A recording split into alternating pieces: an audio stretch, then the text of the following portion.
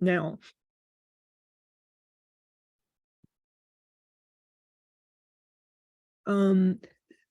Okay, so just so you know, we are recording this, as you just heard, and it will be available. We have a YouTube channel and it will be up there soon. You can also check out recordings of our other past talks as well if you want to check that out. Thank you all so much for joining us this evening for a talk with Anthoula Lelekidis, Rebecca Major, and Patrice Sullivan. This is really special for us because Anthoula, Rebecca, and Patrice were in our fall 2022 scholarship cohort. Scholarships are an opportunity that artists have to apply for, and if accepted, they have unlimited access to our print shop and take classes and workshops. You can visit our website for more information about the program. This is our second talk of our spring term and of the year.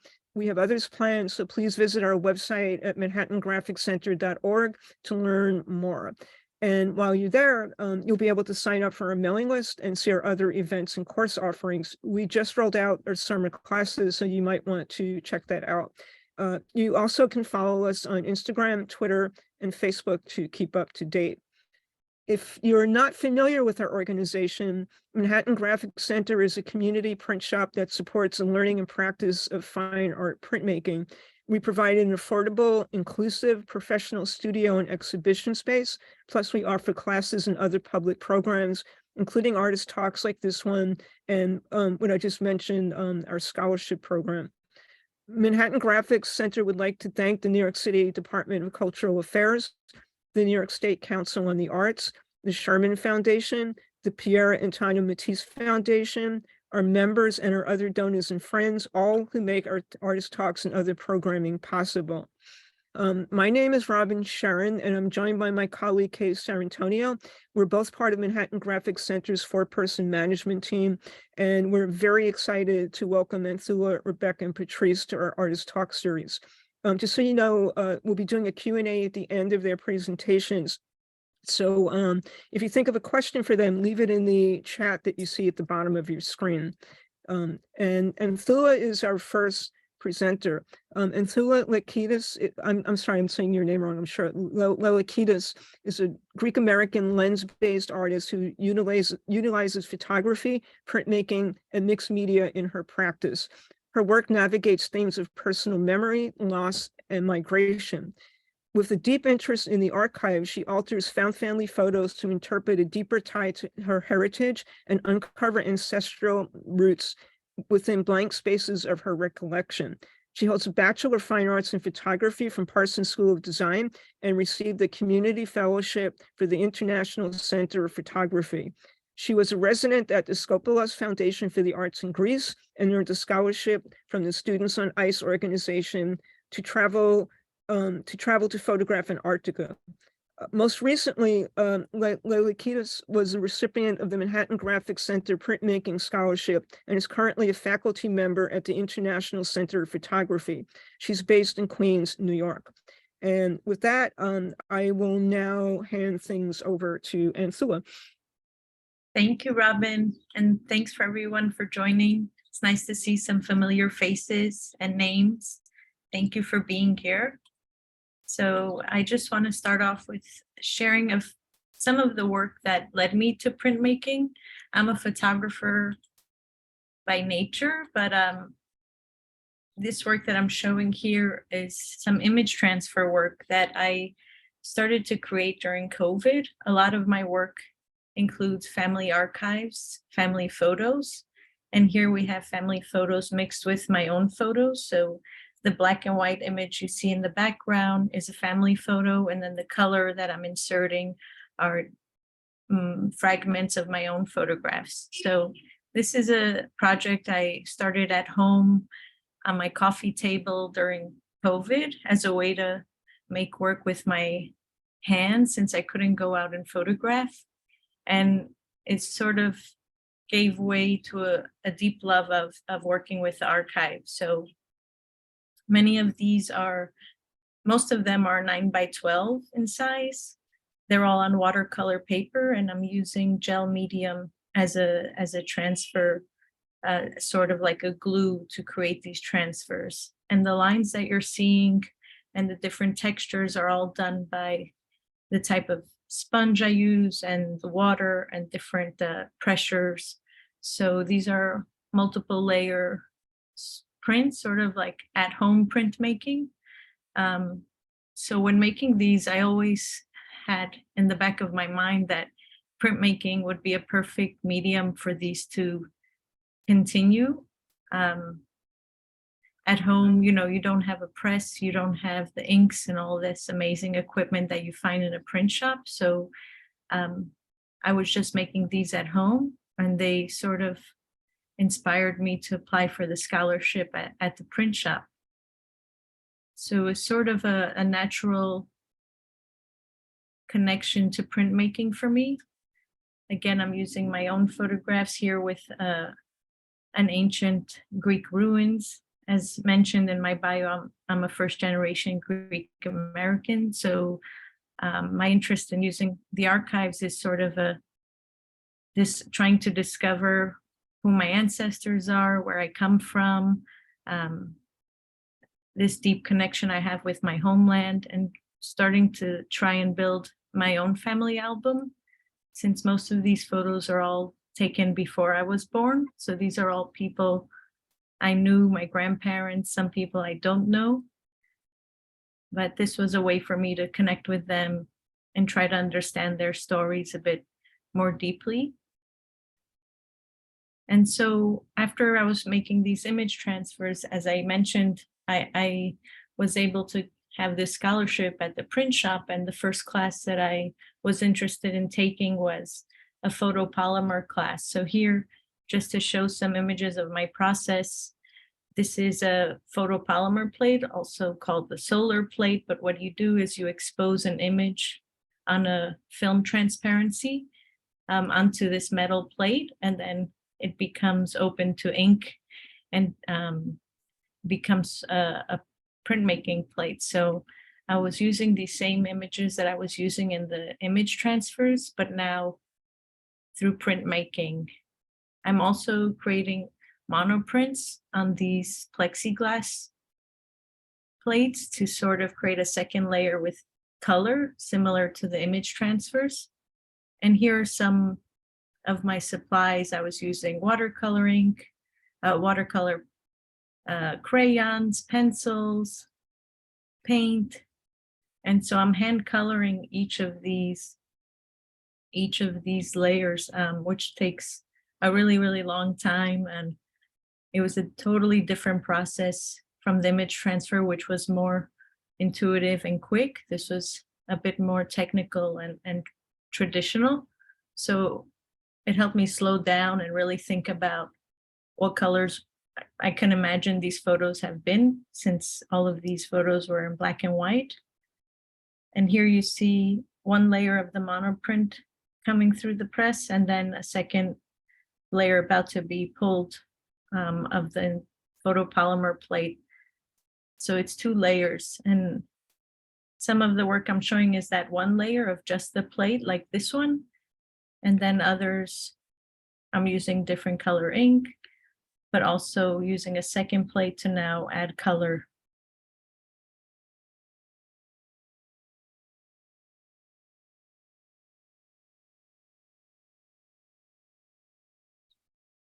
This is a photo of my grandmother, Anthoula, who I'm named after.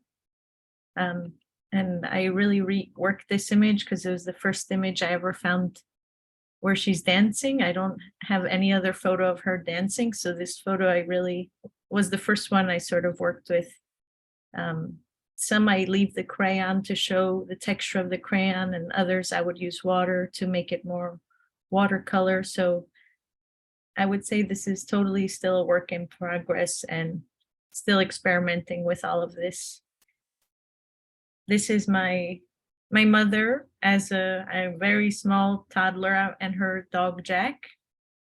Another photo that I really, really loved using and thinking about what color the flowers would be in the background. In the back, you see these sort of metal olive oil cans or cheese cans that would be reused and recycled as flower pots.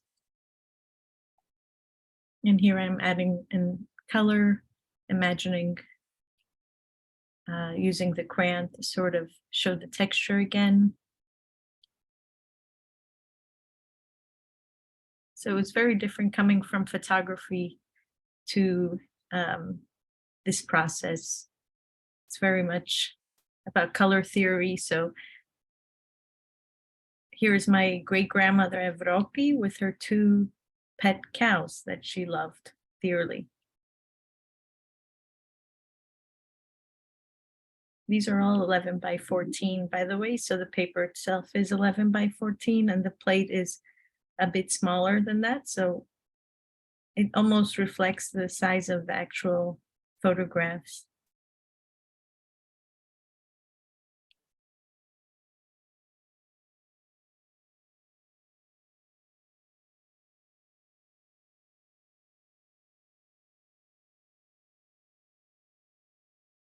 Some would come, not registered, or something would go wrong, but I sort of leaned into that and thought about it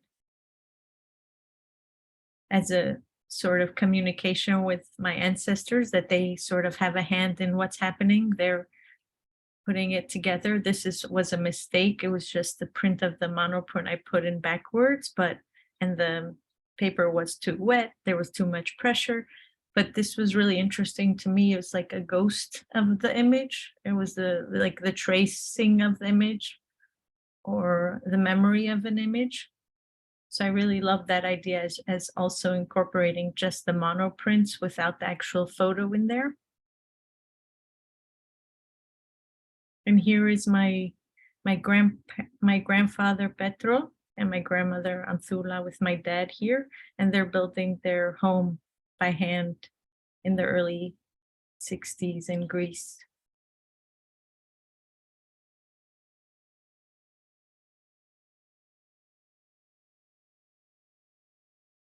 So each of these are a unique print, I would say, and each is hand colored. And it started by looking at old photographs from the past that were hand colored. I was really inspired by those old photographs that I also have in my archive, where the photographer would paint in different colors. So that led me to the second layers, the monoprints. And my great-grandmother Athina, again, that monoprint I found very interesting. It's just like a trace of her gesture is there and her shape is there, but the actual photograph is not there. So it sort of mirrors the idea of someone who's passed, and they're no longer here, but their spirit is still here.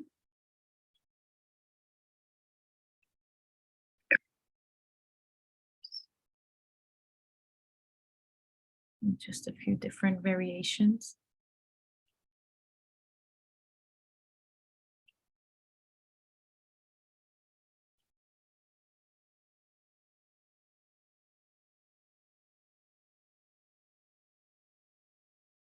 This also is, again, this image, but in the monoprint, I just painted it and put it in the press on its own,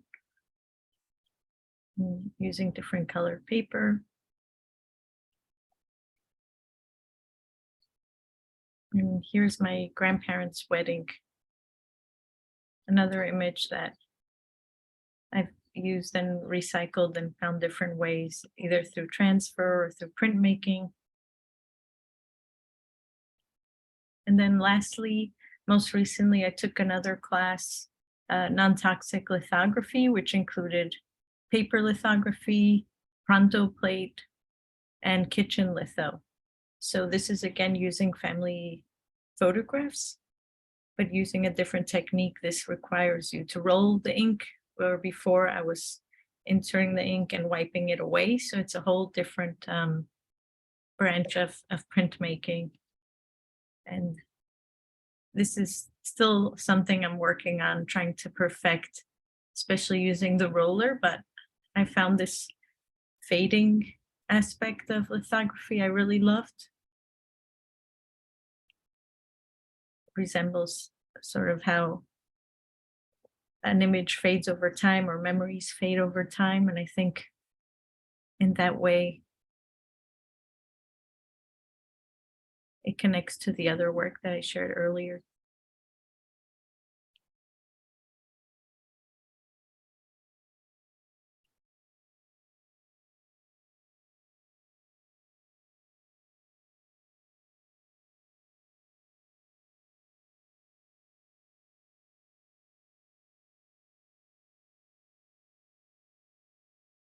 Okay, that's it. Thank you so much. I think you're on mute, Robin.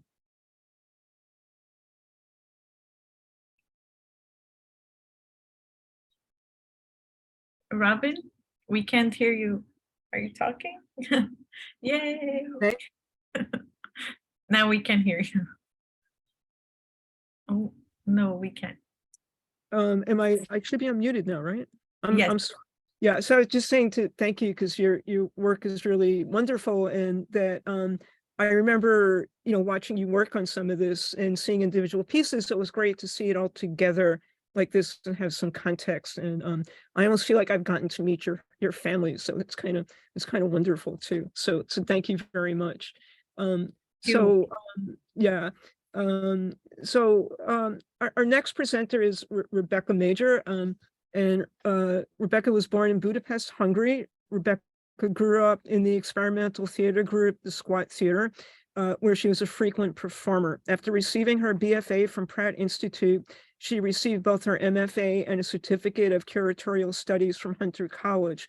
Her work has been presented in the New York area at Hunter College, the Cynthia Brown Gallery, and the Anthology Film Archives, among others. She also had an exhibit abroad, including the Ludwig Museum of Contemporary Art in Budapest, Paris, France, and Sofia, Bulgaria. She has interned at nonprofit art institutions between 2018 and 2021, including 2 years as a curatorial assistant at the Jewish Museum. During 1919 to 2020, she co-created a podcast called I Art New York that interviewed artists and gallerists. Press includes Juxtapose Magazine, Elephant Magazine, New York Arts Magazine, Vellum Art Magazine, and exhibition catalogs. She was an artist in residence at the Ludwig Museum of Contemporary Art and a recipient of the Pratt BFA Partial Scholarship, a Liquitex residency, and recently a Manhattan Graphic Center Scholarship Award. Her work is currently presented in the spring 2023 edition of Vellum Magazine, The Materiality of Paper.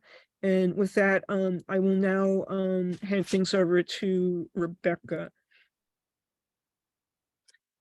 Hi, everyone. Thank you, Robin and Kay, for hosting tonight, and for everyone who's joining us tonight. Thank you for the introduction. So a few years ago, my work took a turn, a kind of a drastic turn for the sorts of imagery that you're seeing on screen right now. Prior to these simple pen and ink drawings on paper, I was doing video and installation, and I think that my theater background, or growing up in a theater and working in a theater for a number of years in my life, I was influenced by that, and I was working with actors and video and kind of non-narrative, narrative video pieces and installation. And after my MFA at Hunter College, when I graduated in 2014, I began making these drawings, which were really like a turn. And for me, they were very much like a private respite, like kind of exploring what I think were my kind of internal, almost surrealist kind of imagery, like just letting my hand kind of lead the way and not really knowing when a drawing was finished or where it would lead. So I wasn't making preliminary drawings. So each one was either a hit or miss in terms of its quote unquote success. Some were real, some were unfinished, some were more finished, like this piece was more finished. But again, they were very much like letting my hand like kind of draw the path forward. And the thinking behind this work was, in my mind, I think had an analytical aspect to it, which was that for me, the works represent this mapping of the inner parts of our mind that we can't access and that science is not able to access. So in a way, I'm kind of playing the role of, let's say, like an anatomical draftsperson in the kind of 19th century role before the advent of, let's say, computer graphics like Photoshop. They would hand draw parts of the body by hand. So there's this like old kind of fashioned techniques that I'm utilizing, and I recognize that parts of it, like even like looked like etchings to me, which inspired me to want to make printmaking, because again, that's like a kind of more traditional form of reproduction, of mass reproduction, which was the etchings and lithography and like that line, that etched line. So so one of, just to kind of illustrate what my kind of thinking was about how I arrived at these images, was this memory. When I was a kid, I picked up this 19th century medical textbook at a friend's house, like country home, when I was a child visiting, and I became really transfixed by the imagery of, like, you know, anatomical body parts, but they were all kind of handmade, or, you know, made with a lithograph, old technology. And I remember the parents of my friend at one point noticed that I was really interested in this book, and they kind of laughed a bit, like, well, you'll never learn anything from that book because it's 100 years outdated. And that memory just always stayed with me. And so I feel like I'm kind of revisiting this notion of what is outdated, what is advanced technology, can we ever access or visualize or have the capacity to give form to these unknowable parts of our mind and spaces in our mind. And in a secret way, I hope not, because I always, you know, I actually think that it would be wonderful if we could never know these things. But again, that's like where I'm kind of probing this idea of, like, can we ever give form to something that is not, you know, able to be represented as a form. So that's basic. That's the basic idea of what my imagery is stemming from. And this image on your screen was from 2021. I participated in the Liquitex residency, and I was taking those drawings, those pen drawings, and I wanted to expand them in size. So this piece is 22 by 30, and the drawings prior were about half the size. And I wanted to incorporate color, and this is what I came up with, which is quite, again, different from what you were seeing before, but they incorporate some of that line work and kind of thinking about the body on a macro level, as if you were maybe looking through a microscope or something. So taking this image was if you want to go to the next slide, was transferred into this image, which I created at the Manhattan Graphics Center with silkscreen techniques. So I basically tried to translate that image into a silk screen, and it's the same size. It's 22 by 30, so quite large, at least for me.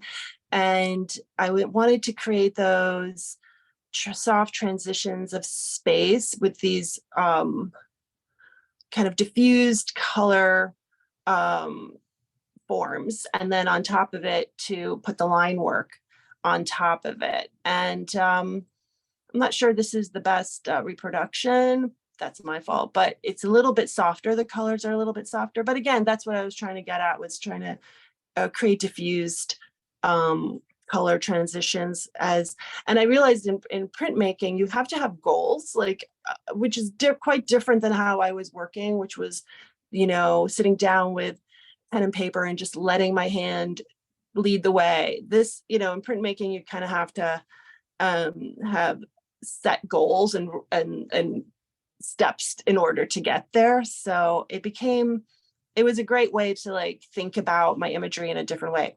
So this is a close-up of the previous image, and this is a better image in terms of the colors, a little bit softer. So this again is a close-up. And I think for my next step in the series, I actually enjoy the close-ups. Like I want to try to blow them up bigger and work. So anyway, this is another piece, same idea that I'm working with the color theory and just getting used to color and mixing colors. It's very different than the way I used to work, which was I used to just mix enough color that's like maybe enough for my brush. In printmaking, you have to kind of plan ahead. So I had to create like more of that ink and mix it and put it away, and then think about how that color would react with another color sitting on top of it or behind it. So it was really engaging and challenging to think about color again. I did start as a painter in my undergraduate study, but it was many, many years ago since I really like seriously thought about color and working as a painter. And I think printmaking is very painterly in that sense that that color becomes very important in printmaking. If you wanted to, of course, you can do black and white as well, but a lot of the same principles apply as in painting. And I think, oh yeah, and this one is another piece. So I started to play around with how I can arrange those spaghetti-like shapes on the page and experiment. And each piece is a monoprint, which means that it's an individual piece. So I very rarely was able to reproduce exactly the same thing because each piece was very different in how I layered it, how I positioned the silk screen on the paper. So I did really begin to think of them as paintings, of course, using silk screen techniques, but paintings in the sense that each one is an individual piece. And this is a detail from the previous image, and you can kind of see those little dots, and those dots are the silk screen. So for the technique that I used, I used spray paint, black spray paint on a piece of acetate. And sorry, I don't have images of my process, but I spray painted black on an acetate, and then I exposed that acetate to the silk screen emulsion, which I exposed to UV light. And so that sprayed look is actually the technique of having spray painted onto a black piece of acetate. So it has a kind of spray paint look, which I enjoy because makes me think about like urban spaces, which is not really a part necessarily of my concept about, where the works come from, but I enjoy that piece. As a New Yorker, spray art and graffiti was definitely something that I saw a lot of growing up, and I think it kind of comes out through the work a little bit, that kind of aspect of the work, the sprayed look. Let's see, are there any more in the series? And here's another one. And some of these images and pieces, so I have a lot of this type of thing where I've not added the tendril-like layers. And I think that I would like to revisit that and either hand paint some forms on top of it and kind of use these as a background. But I became very attached to the works as I was making them. And I just, maybe, I wouldn't say precious, but I really didn't want to quote unquote mess it up and like work, to make another layer that ruined it somehow. So I I have a lot of these types of pieces where I can, if I choose to, I can actually work on top of it. And I enjoy that kind of freedom about it. So I do enjoy this, just this kind of color wash sprayed look, but I also recognize that I might end up working on top of some of these in the future. And let's see if there's another one. This is a close-up of the previous image. And I think I mentioned this already, but I think for my next step, because I don't think now I've got the printmaking bug. So I think that, and you know how one idea always leads to another. So I can now imagine this as a larger painting. So I'm gonna have to devise a way where I can blow up the spray look to a larger size and then expose that and create more like images like this. So this right now, what you're looking at is actually probably a 5x6 area of the previous painting. But in other words, if this were imagined as like 20x30, that would be kind of cool for me. So I might go into that my next step. And this is another piece. And yeah, another thing that I started to notice when I was making these is some of these have a Turner-esque quality. The painter Turner, the British landscape and naval, he did a lot of like naval scenes, but he always had these turbulent, beautiful skies. And I really just enjoyed like what was going to come out of the process. And it's kind of like aiming at something and then, but you don't really know what you're going to get until you pull the paint and you reveal how it came out. So I really enjoyed the surprises that I was getting. And let's see if this has a, and this is another example of that sprayed look and how the colors interact with each other layer by layer.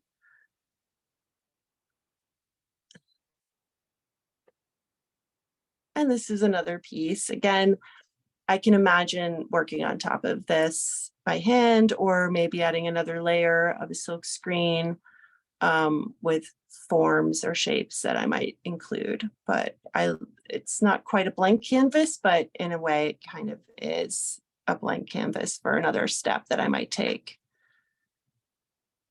And Kay is helping me with the, I think that's the last image. So right now I'm taking a class at the ICP, the International Center of Photography, and one of my goals there is to print on acetate so that I can take those acetate printouts and come back to the Manhattan Graphic Center and expose those onto photopolymer plates, which Anthoula mentioned the process, and kind of continue. I have some projects with that as well, very different, but more photo based. So the photopolymer technique really does lend itself well to photography.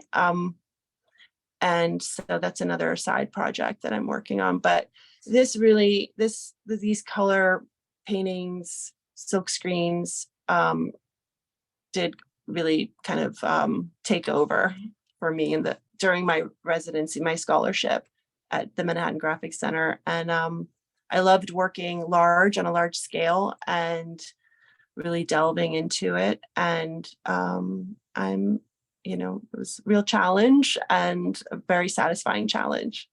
So, and that's all. Thank you so much for granting me the time to talk about my work.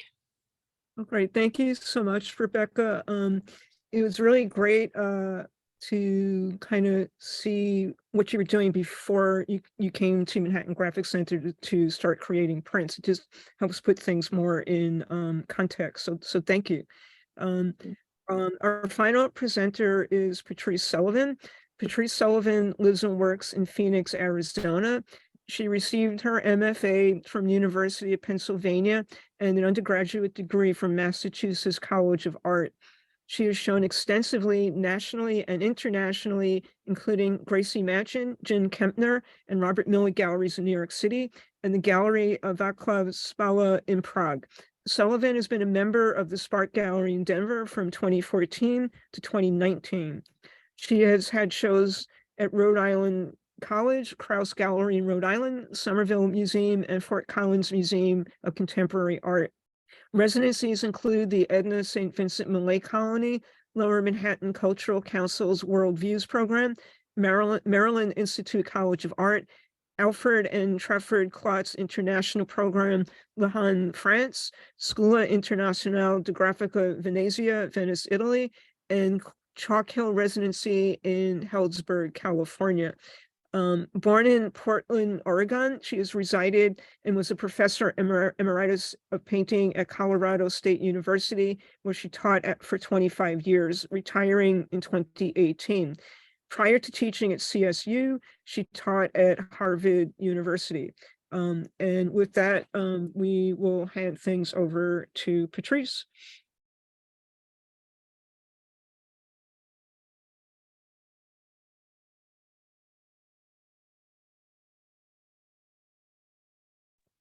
Patrice, you are muted.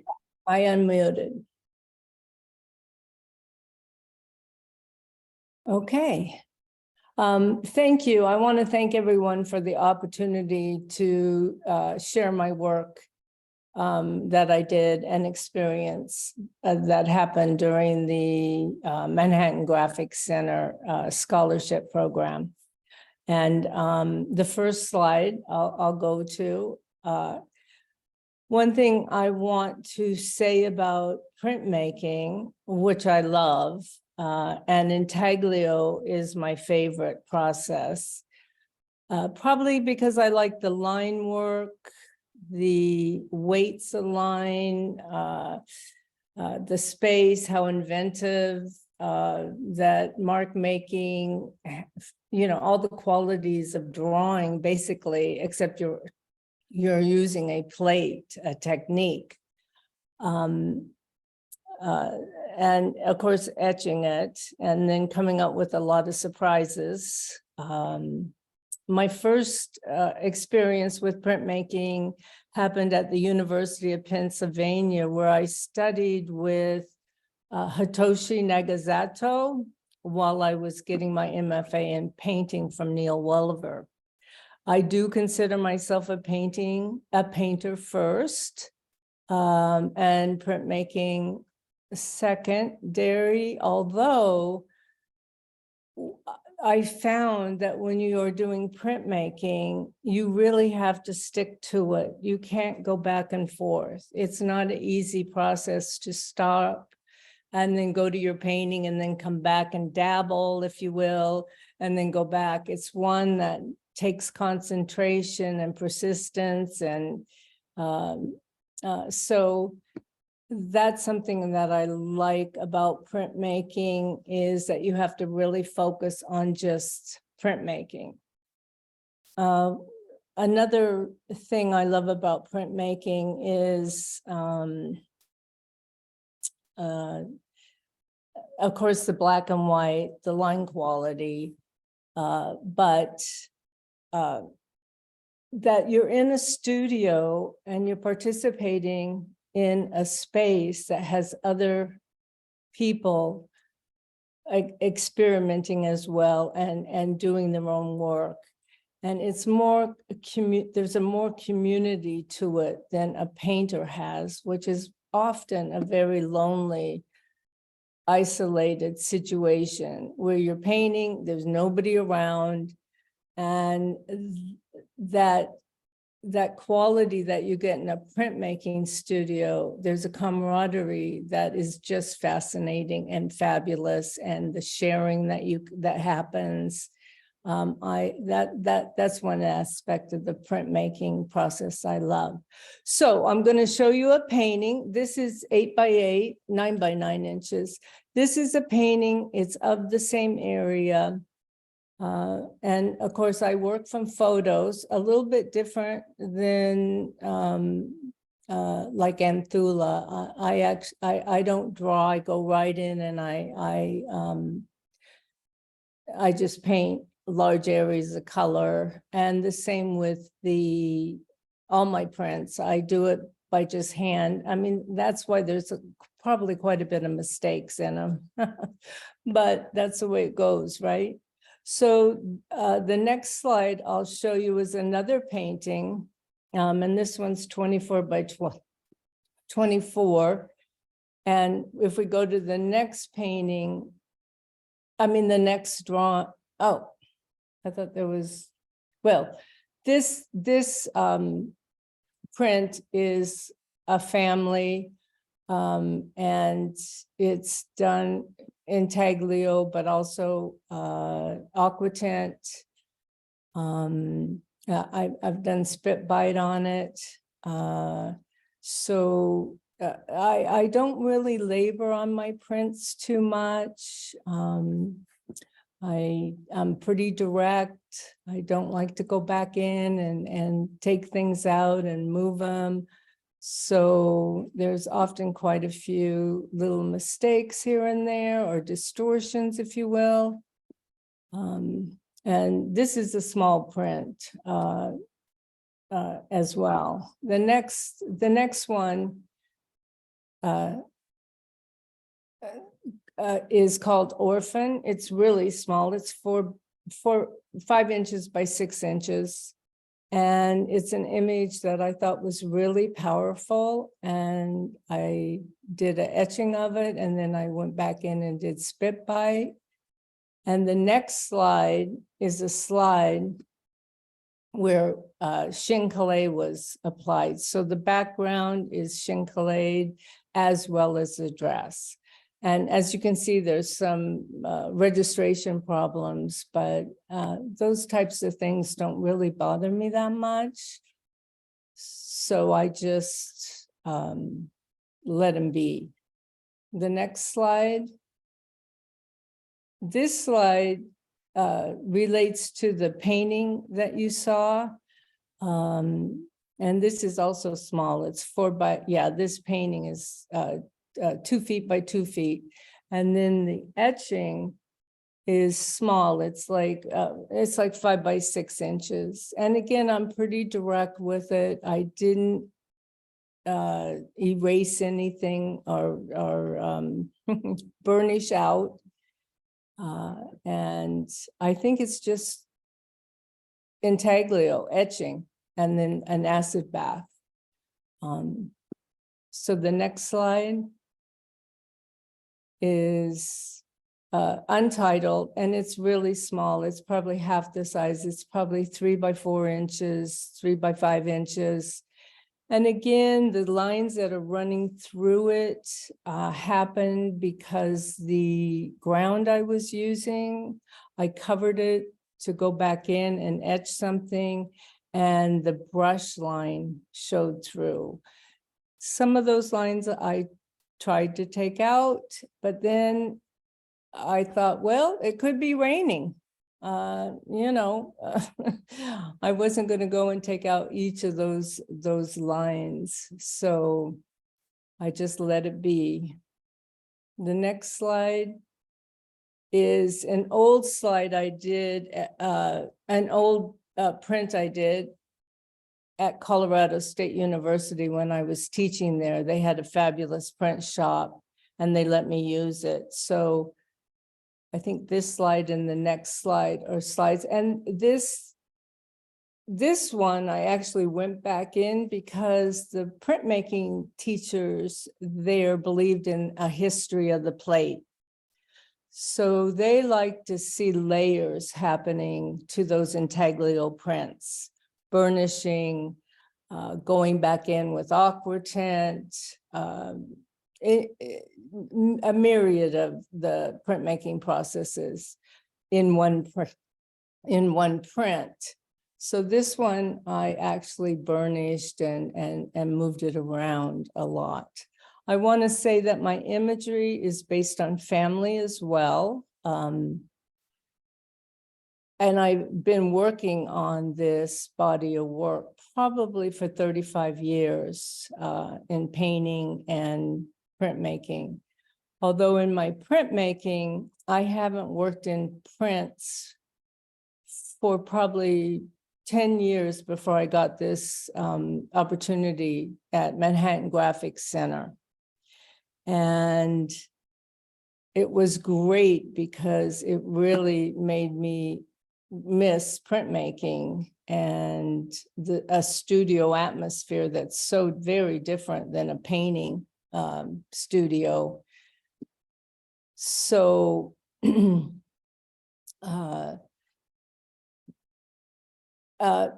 so anyway, so my family photographs are based more on memories. They're from my childhood. I know everybody in them, but I'm hoping that my imagery will invoke some memories for my viewers when they're looking at it. In other words, I hope that they don't need to know who the people are specifically, but they'll relate to their own family albums, like children put in front of bushes to make that perfect photograph.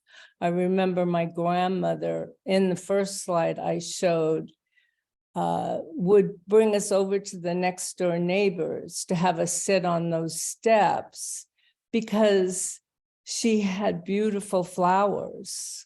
And that made a better shot than her yard, which wasn't quite as beautiful as far as colors, arrangements, that type of thing. So I'm sure everybody has a photograph of themselves in front of some beautiful bush or flower, hydrangeas, let's say, and in their albums. And I took photopolymer class at Manhattan Graphics. Not the ideal situation for me because I draw everything by hand, and the precision of it is different than if you use an actual photo and transfer it. And I wasn't using the proper material, come to find out. So it didn't lend itself to the image as powerful as I wish it would have. The last slide, or one of the last ones, will show a different situation. But this one is the same. I'm glad Anthoula showed that process because this is a photopolymer print with a monotype on top of it. Of course, it's not registered correctly, which is okay. It is what it is, but, and sometimes those mistakes don't bother me. So I like I actually did not enjoy the process, but I saw how it could benefit one if they were using actual photos. Next. This is one that I finally used a material that was dense enough to have some kind of power to the form. This is also a Chincolet of the face, and it's about 11 by 14. All my photopolymers are about 11 by 14. And this is called Bernice. And this is another, the next slide is another photopolymer print. And you can see how sketchy some of the things are. They're not as dense as what my transparency showed. But this is called Boys by the River. And since I've been back in Phoenix, I'm taking a printmaking class, believe it or not. It doesn't have acid, so I've been doing a lot of techniques that I haven't done for quite a while, which is monoprint. This is a monoprint I did at the school. It's called Myrna. It's my mother, 11 by 14. The next slide is another monoprint, and it's another process that I found. I loved it. It's stencil. So you do the monoprint and you had this stencil behind it, and I've never done anything like that in my imagery. And so I've really fallen in love with monoprints again. I love how fast it is and what you can do within that, like with the stencils. So I'm going to continue that, although we're going to lino cut next. Anyway, the next one is, again, a monoprint. And it's called Francoise. It's 11 by 11, and it's using that stencil technique as well. So I think that ends my slides. And I want to thank everybody for participating and sharing. It's been wonderful. Well, thank you, Patrice. That was very lovely. It was sort of great. I wasn't familiar with your paintings, so it was kind of great to see your paintings and how they relate to your prints. So we really want to thank you so much, all three of you, for sharing your work with us. It was wonderful to see what you created at MGC and to learn more about your overall practice. We can start taking questions now. So if you have any, please leave them in chat. Or since we're not like a large group, too large a group, if you prefer to ask them directly, you can raise your hand and unmute if you prefer. And then also, Anthoula, Rebecca, Patrice, if you have some questions or comments for each other, I think you can do that as well. I'm just taking a look at the chat, and we have actually a bunch of comments that I'll share with you. So Carolyn Samuels, to everyone, beautiful, thanks for sharing your work. I'm having trouble reading this. I'm sorry, Elizabeth Marcritas, to everyone, that was incredible, Anthoula. Gina Miller, beautiful work, Anthoula. And then Anthoula thanked everyone. Again, from Carolyn Samuels. I think this might be about Rebecca's work.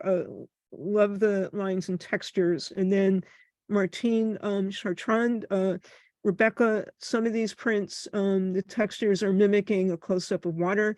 It's what my eyes see, beautiful. And then to Patrice, she says, Patrice, slide 12 is very evocative of a moment. It's very lively in the use of texture. And again, from Carolyn Samuels, interesting techniques, thanks. And Gina Miller, to everyone, love seeing this stencil technique. So I guess it's to you, Patrice, at the end, Patrice, and love your, love, what does it say? I'm sorry. It's what love your is, it is what it is attitude with printmaking, right? So, if anyone has any questions, just either unmute yourself, raise your hand, or add it to the chat. And as I said, if you guys have something you'd like to say to each other, just go for it. Well, I would like to say thank everybody for my two people, that Anthoula and Rebecca, working with you in the studio. I learned a lot from you, and it was just a joy to be able to watch your process, learn, and be inspired. Thank you. Okay. Thank you, Patrice. Oh, we have another comment now from Ruth Moskovich. Love seeing Anthoula and Patrice's family images, especially with the stenciled and painted wallpaper in the past. It could be my family. Yeah, I guess if I could just make a comment, it's sort of what it's like. For both of you, it almost has like a kind of nostalgia, even though it's not like my family or anyone else's, their family. It's kind of like very relatable. looking at like old, photos of her family. So yeah, I think that's true. Oh, and she said also love the painterly quality of all three artists' work. And I guess it's also true. There is a painterly quality to what you all do. I mean, it's very different, but I can see that connection between all your works within like your practices, that it is painterly. So I'm sorry. So you would yeah, you have your hand raised, so you can just like unmute yourself and ask your question. Yeah, thank you so much. This is such a gift to be able to behold such intimate and bewildering work. Thank you all so much. It's such a wonder. So for the artists who work with family photos in this marvelous group, I'm so curious to hear how your relationship to archive has maybe changed or shifted since you began your respective projects in your work. Yeah, I'd be so interested to hear more. Thank you for your question. For me, as a photographer, as I mentioned, Patrice as a painter, I think our approach to it's very different, but also similar. It's interesting because I started off making collages with the photographs, and then it stemmed into image transfers, sort of like painterly, and now I'm using plates and more traditional techniques. But throughout the whole sort of road, it's always been using similar photographs and seeing how they can translate in different techniques. And then when I start to insert my own colors and my own shapes and fragments of colors, they become my own photographs in a way, and I become as important as the amateur photographer who once took the photo is. So I'm sort of inserting myself into these memories that I mentioned I'm not a part of. And I feel like it's a collaboration with those ancestors and those family members. And for me, the reason I keep using archives is because I find those images are so beautiful, similar to how Patrice mentioned with the shrub and the gestures and how people are placed within the frame. I find those photographers from back in the day who weren't really considered photographers really make such incredible, beautiful work, more than maybe some photographs today. So I just wanted to highlight those old photographs and shed light on them, because they sort of get thrown in old shoe boxes and are dusty and people forget about them. So I sort of wanted to recycle and reuse those beautiful photos. Thank you. Patrice, I'm not sure if you want to add to that. Yes. Yeah, in my work, there is sort of, they're from a photograph because of the pose, the eye contact with the camera. They are set up to show the best of family dynamics, even though 2 minutes before you might have been beating your sister up or calling each other's names. But as soon as the camera came on, everybody looked really remarkably happy. And I think that's part of family dynamics that people, especially in the 50s, tried to portray, that the perfect, the family unit. And I think a lot of feelings at that time were shoved down so that it really was a misrepresentation of what was happening within the family. And that's part of the reason I think that I started painting the family. First of all, I'm a figurative painter. I love the figure. And it's pretty hard to hire a model or get somebody. How are you going to paint the figure once you get out of school? And I went to the photograph just by happenstance. And it took me a long time to transfer the photographic image into a painterly image, because I did not want to illustrate the photo. So The only thing I can say that's transpired, I think I'm a better painter today than I was. I mean, and then some days I feel like I don't know how to paint at all. So go figure, you know. But I think if I look back at the whole process, I think I'm a better painter than I was when I first started out. Thank you for asking the question. Thank you both so much. It's for these incredibly generous responses. I so deeply appreciate it. Okay, thank you for your question. So I'm just looking if we have any other questions here in the chat.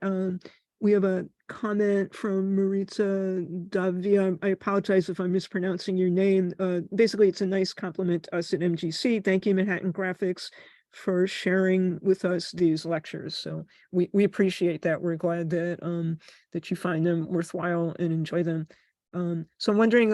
I just want to say one thing, Robin. Yes, of course. If anybody's interested in my paintings or to see more of my work, I have a very easy website, patricesullivan.com.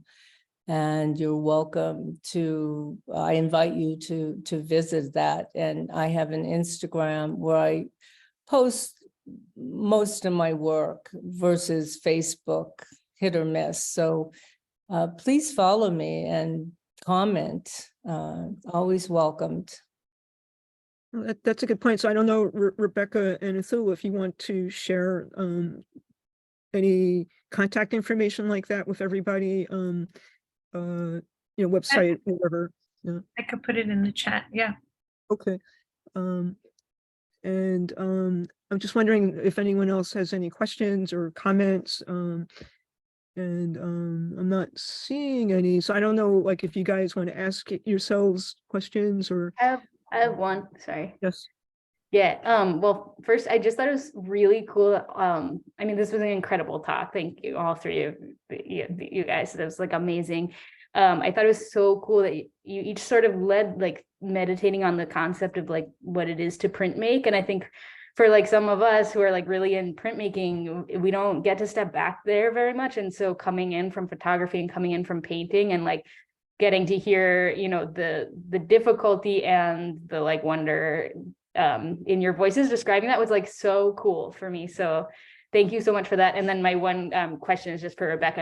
I don't know if you said this, I'm sorry if I missed it, but how many layers are we looking at in the like spray paint colors? Because they're so rich. I'm just curious.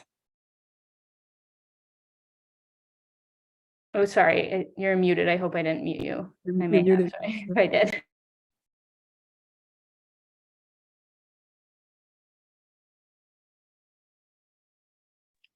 Can you hear me? Yeah, Yes. now we can hear you. Yeah, so on average, it's about 4 layers, but some of them have up to 6. But yeah, around 4 is the average sprayed layer. Yeah. And are you registering them like in a specific way, or is it a little more loose?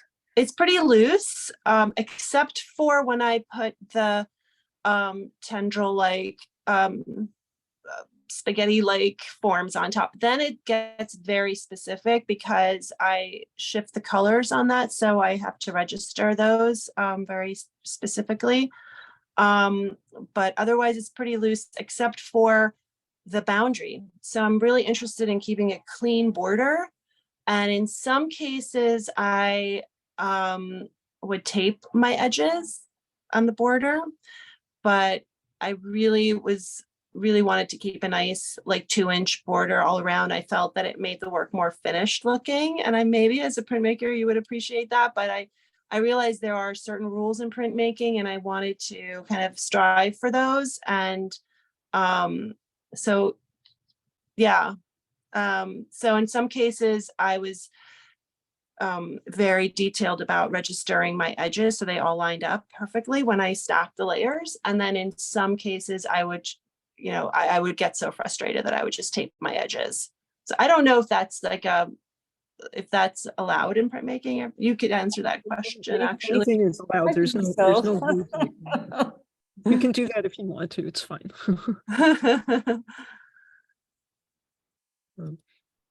Okay, well, thank you. So I don't know, any other comments, questions? Okay, if not, I guess we will kind of wrap things up. Thank you so much, Anthoula, Rebecca, and Patrice. This was like a really great talk. It was really great to hear. It really looks like you got a lot out of your scholarship, so it was great to see that and hear it. And we'd also like to thank everyone who joined us. Just as a reminder, visit our website at manhattangraphiccenter.org. You'll also be able to sign up for future talks, see our other events and classes, and join our mailing list.